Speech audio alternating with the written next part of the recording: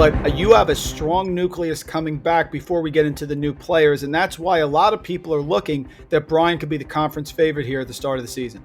Right, exactly. And Mike, the way that Bryant's able to do this kind of hustle basketball, they need to have some guys that can shoot, that are really quick, and you know, all of that good stuff. But the only downside is Bryant lacked height. They really did. They rode with Hall Elijahs, who will be back this year. He was a captain last year. Junior college transfer, fit right in, would block almost every shot that was thrown his way, it seemed like. And, you know, the core forward that they're bringing back, if you will probably be at least 4 of the 5 starters here. Peter Kiss, who has plenty of time in Division I basketball, Quinnipiac and Rutgers, will really be the anchor for a second straight year in this Bryant offense. Looking at guys like Charles Pride and Chris Childs as well. Pride came in as a true freshman from Syracuse, New York, a couple of years ago. Chris Childs came in as one of the best junior college three-point shooters in history. You know, his numbers were absolutely incredible. They've translated pretty well into Division I basketball so far. So when you look at that core and you look at what those folks were able to do last year, you know, you really aren't too concerned that Bryant's going to be hanging at the top of them again this year. Yeah, and to have that balance, to be able to score and play defense is tricky because coaches have a finite amount of things they can stress. Otherwise, it's jack of all trades, master of none. But there's some new players coming in here that should make up for some of the losses. The players, like you said, Michael Green, that I think make them they fortify the team across the board on both ends of the floor. I'm pretty excited, Mike, about Tyler Brelsford, who's coming in for George Washington.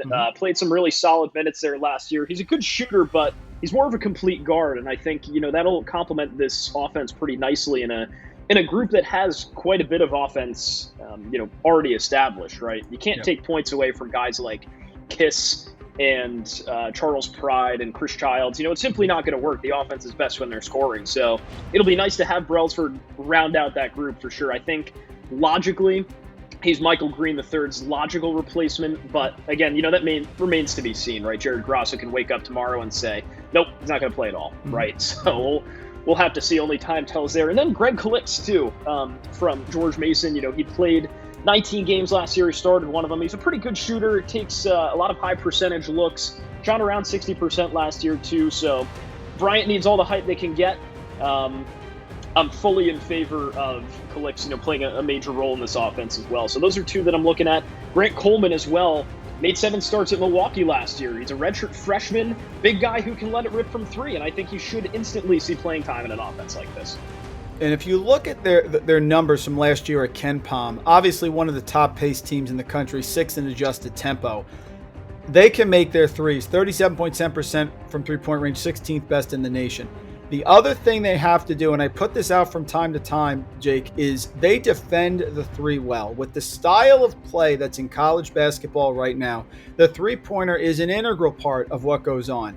Traditional big men pounding it inside, with the exception of a couple teams, is just not the way most teams work. They have to defend the 3 well, and they did. Allowed 29.2% from beyond the arc for their opponents. That's 11th best in the nation. And within Northeast Conference play, they were number 1 in tempo.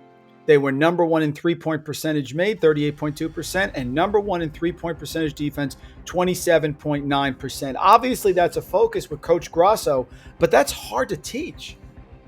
It is, and if you ask Jared Grasso, you have to credit Phil Martelli with that.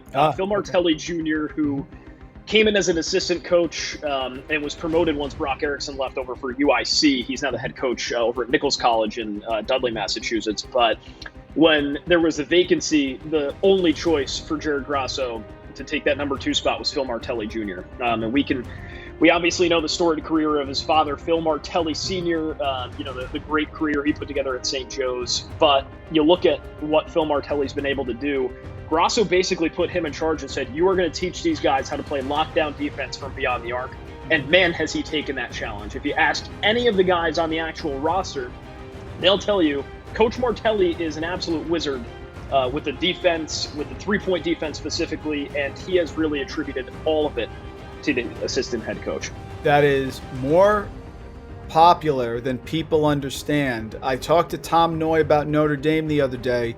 He said under Mike Bray's years as head coach, they have never made the tournament when Anthony Solomon was not the defensive coach for the team. They brought him back this year. So to have somebody who has a skill to do that just makes everything more efficient. And we know what his father did. He is an integral part of what's going on up at Michigan with Juwan Howard. I mean, to have someone on the bench like that is critical, whether it's Tex Winter with Phil Jackson. I mean, it's a staple. So you have a pairing like that, that's going to be deadly, Jake. It really is.